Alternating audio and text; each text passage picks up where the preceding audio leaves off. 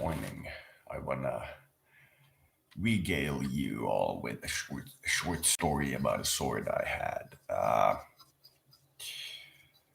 I had this Baldur's Gate long play and a character in this Baldur's Gate long play. And like most characters from games that I strongly associate with, or series or such, and this is, the schizophrenia part, the character comes alive at some point. Somebody I know or somebody I meet has exactly the same qualities as that character. And sometimes I try to befriend them and sometimes I don't. It depends on my mood at the day. It's not automatic. But my Baldur's Gate main character I befriended, I had only one, and I have only one character with whom I've run through the entire Baldur's Gate saga from the very beginning to the very end. And this character came to me and I befriended him, and we were good friends for many years. And towards the end of it, where it was kind of in the air that I would be heading to what can be called war after I became homeless, after that, I became homeless and had my war, and he was heading out of war and towards a normal life. And I don't know the exact details of what transpired. I don't know if our, let's call it, intuition was right. But the reality is that towards the very end, I asked to buy one of his swords because he had a sword and a kunari, one of those small curved blades.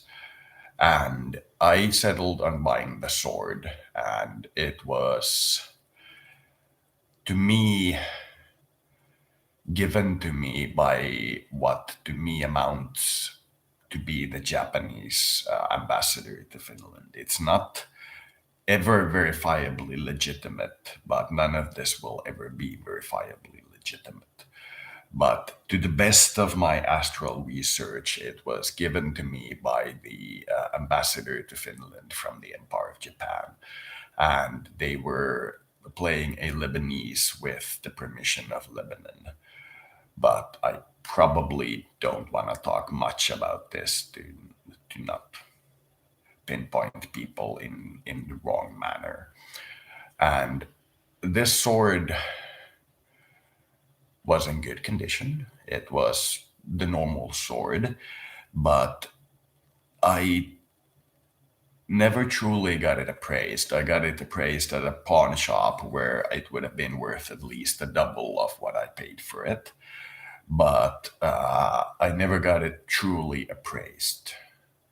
But my sense was that it would be insanely expensive. And I've looked at these pawn shop episodes for blades of similar importance to the world character, and I'm looking at roughly the price of my bug out bag, which is the bag of various personal belongings in the case that I need to run away from this system, that I hold with my ability to run from this system.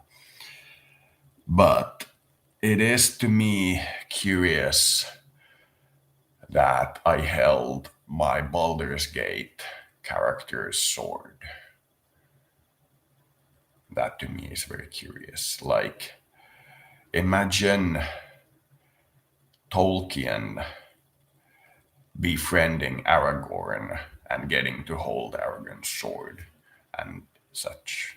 I was unable to hold on to it for a long period of time due to my life, but due to the focus on me. But for the time that I had it, it was an incredibly grounding experience. I can truly understand why these people had that particular type of sword. It doesn't feel like you're carrying a sword. It feels like you're carrying a very determined walking stick.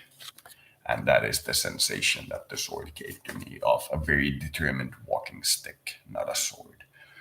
And that is one of the things I hope I would still have, but I am not worried about it. It is in the spirit world. It is to the gods. To me, it was the time I held the Baldur's Gate katana, the very expensive one, the top of the game katana. That is what it felt like to me. But just putting that out there.